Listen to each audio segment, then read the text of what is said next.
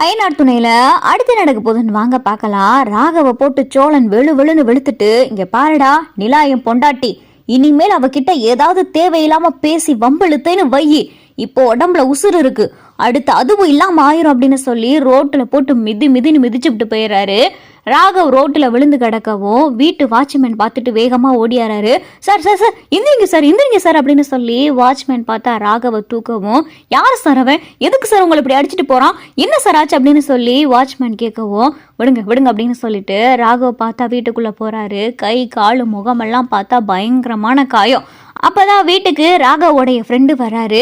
டே ராகவ், என்னடா ஆச்சு, உடம்புலாம் இவ்வளவு காயமா இருக்கு அப்படின்னு சொல்லி ராகவோடைய ஃப்ரெண்டு பதறவும், இல்லடா ஒரு சின்ன பிரச்சனை அப்படின்னு சொல்லி ராகவ் சொல்லவும், யாருடா உன்னை இப்படி பண்ணுது, போலீஸ்ல கம்ப்ளைண்ட் கொடுத்தியா அப்படின்னு சொல்லிட்டு இங்க பார்த்தா ராகவோடைய ஃப்ரெண்டு கேட்கவும், அப்பதான் ராகவுக்கே தோணுது, ஆமா நம்ம ஏன் இந்த சோழன் மேல கம்ப்ளைண்ட் கொடுக்க கூடாது, நான் என்ன அவ கையை பிடிச்சு இழுத்தனா இல்ல கட்டி பிடிச்சு முத்தம் கொடுத்தனா, ஒண்ணுமே பண்ணல, பேசுனதுக்கே என்னை இப்படி போட்டு அடிச்சிருக்கான், அவனை தூக்கி ஜெயில வச்சாதான் என் மனசு ஆறு அப்படின்னு சொல்லி ராகவ் நினைச்சிட்டு, வாடா வா இப்பயே போலீஸ் ஸ்டேஷன் போலாம் அப்படின்னு சொல்லி ராகவோடைய ஃப்ரெண்டு கூப்பிடவும் ராகவோடைய ஃப்ரெண்டும் போலீஸ் ஸ்டேஷன் போறாங்க.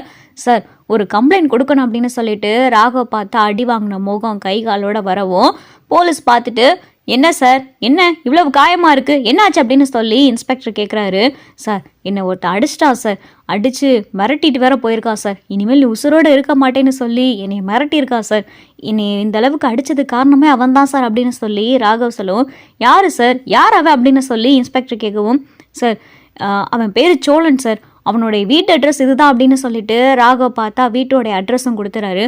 சரிங்க சார், இன்னும் 5 நிமிஷத்துல அவன் இங்க இருப்பா அப்படின்னு சொல்லி இங்க இன்ஸ்பெக்டர் பார்த்தா சோழனுடைய வீட்டுக்கு கிளம்பி வராங்க. வீட்டுல பார்த்தா சேரன் சோழன் பாண்டியன் எல்லாம் நடேசன் சொல்லி எல்லாருமே இருக்காங்க. கொஞ்ச நேரத்திலே பார்த்தா வீட்டுக்கு போலீஸ் ஜீப் வருது. ஜீப்பை பார்த்ததுமே நடேசன் எந்திரிக்கிறாரு. என்ன நம்ம வீட்டுக்கு இந்நேரத்துல போலீஸ் ஜீப் வந்திருக்கு அப்படின்னு சொல்லி நடேசன் பார்க்க, வீட்டுக்குள்ள இருந்து பார்த்தா சேரன் சோழன் பாண்டியன் நிலா எல்லாரும் வராங்க. என்னன்னா போலீஸ் ஜீப் வந்திருக்கு அப்படின்னு சொல்லிட்டு நிலா பார்த்தா கேட்டுக்கிட்டே இருக்கையில சோழனுடைய மொழி பார்த்தா திருன்னு அங்கிட்டு இங்கிட்டு மொழியை வச்சு உருட்டிக்கிட்டு இருக்காரு. போலீஸ் வந்திருக்கே, ஒருவேளை அந்த ராகவ் எதுவும் நம்ம மேலே கம்ப்ளைண்ட் கொடுத்துருப்பானோ அப்படின்னு சொல்லிட்டு சோழன் நினச்சிக்கிட்டே இருக்கையில தான் அப்போதான் இன்ஸ்பெக்டர், யோ இங்கே சோழன்றது யாரையா அப்படின்னு சொல்லி இன்ஸ்பெக்டர் கேட்கவும், என் தம்பி தான் சார் அப்படின்னு சொல்லி சேரன் சொல்லவும் சோழன் வராரு. என்ன சார் என்ன அப்படின்னு சொல்லிட்டு சோழன் கேட்கவும், உனக்கு என்ன மனசுல பெரிய சண்டியரு நினைப்போம் அப்படின்னு சொல்லிட்டு இன்ஸ்பெக்டர் கேட்கவும், ஏன் சார் என்னாச்சு அப்படின்னு சொல்லி சோழன் கேட்கவும், அது எப்பட்றா எதுவுமே தெரியாம முகத்தை வச்சிருக்க, பிஸ்னஸ் மேன் ஒருத்தர் ராகவன்ற போட்டு அடின்னு அடிச்சு வச்சிருக்க, கை கால் முகமெல்லாம் அவருக்கு அவ்வளவு காயம், பத்தாவதுக்கு கொலை மிரட்டல் வேற பண்ணிருக்கே அப்படின்னு சொல்லி இன்ஸ்பெக்டர் கேட்கவும், இங்க நிலாவுக்கு பார்த்தா பக்குன்னு ஆகுது. என்ன சோழன் என்ன இது அப்படின்னு சொல்லிட்டு நிலா கேட்கவும், அப்பதான் பார்த்தா சோழனையே சேரன் பாண்டி எல்லாரும் பாக்குறாங்க.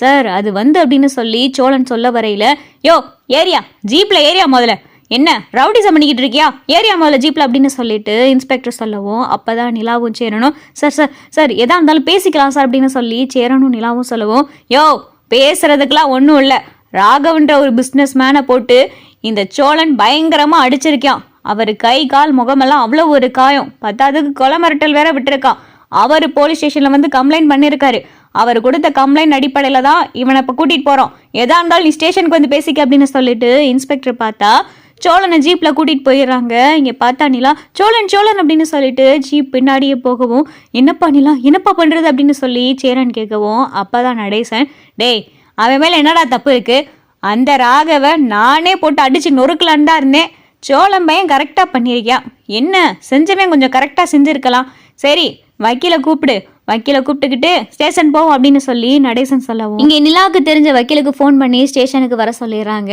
வக்கீலோட பார்த்தா நிலா சேரன் பாண்டி பல்லவன் நடேசன் எல்லாரும் போலீஸ் ஸ்டேஷன் போறாங்க. அங்கே பார்த்தா ராகவ் உட்காந்துருக்காரு, முகம் கை கால் காயத்தோட எல்லாத்தையும் உட்காந்துருக்கவும், நிலாவை பார்த்ததும் ராகவ் வேகமா எந்திரிச்சு, உன்கிட்ட நான் பேச தானே செஞ்சேன், என் மனசுல இருக்கிறத சொல்ல தானே செஞ்சேன், அதுக்கு ஆள் விட்டு அடிப்பியா, நான் என்ன உன் கையை பிடிச்சு இழுத்தேனா இல்ல உன்கிட்ட தப்பா அதுவும் நடந்துக்கிட்டேனா, அப்படி எதுவுமே நான் செய்யலையா அப்படின்னு சொல்லிட்டு ராகவ் சொல்லவும், நிலாவால பார்த்தா எதுவுமே பேச முடியல. இங்க சோழனை தூக்கி பார்த்தா ஜெயில போட்டிருக்காங்க.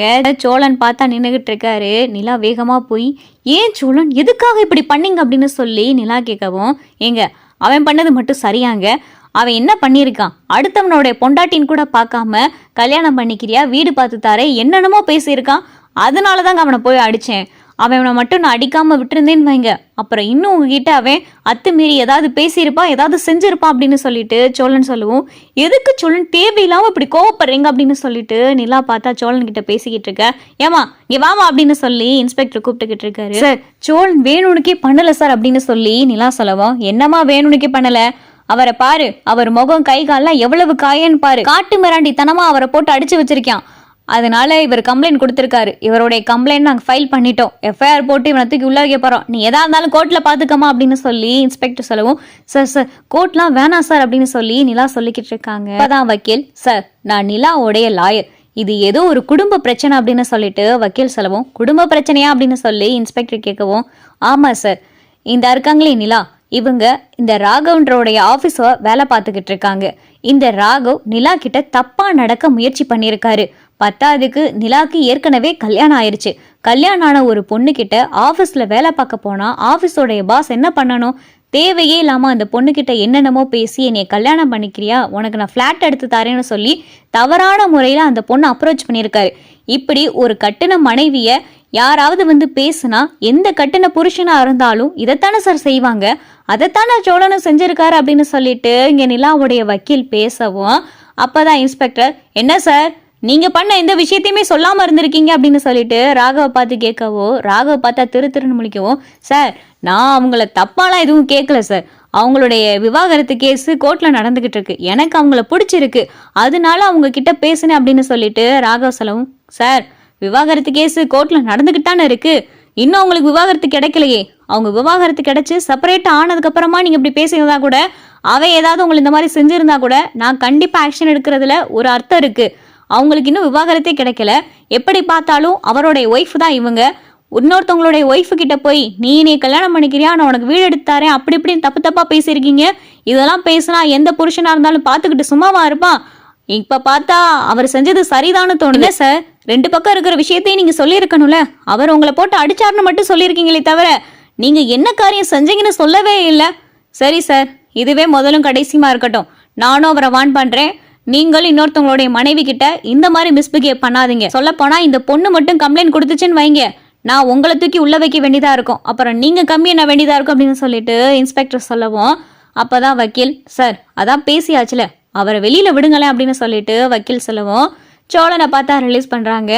எதுக்கு சோழன் அவசரப்பட்டு அவர் மேல கை வச்சிங்க அப்படின்னு சொல்லி நிலா சொல்லவும். சரி விடுங்க, இனிமேல் அவன் உங்ககிட்ட எந்த பிரச்சனையும் பண்ண மாட்டான் அப்படின்னு சொல்லி சோழன் பேசிக்கிட்டு இருக்காரு. சரி இதுல ஒரு சைனை போடுங்க அப்படின்னு சொல்லிட்டு இன்ஸ்பெக்டர் சொல்லவும். சோழன் கிட்டையும் ராகவ் கிட்டையும் இன்ஸ்பெக்டர் சைன் வாங்கிட்டு வீட்டுக்கு அனுப்புறாரு.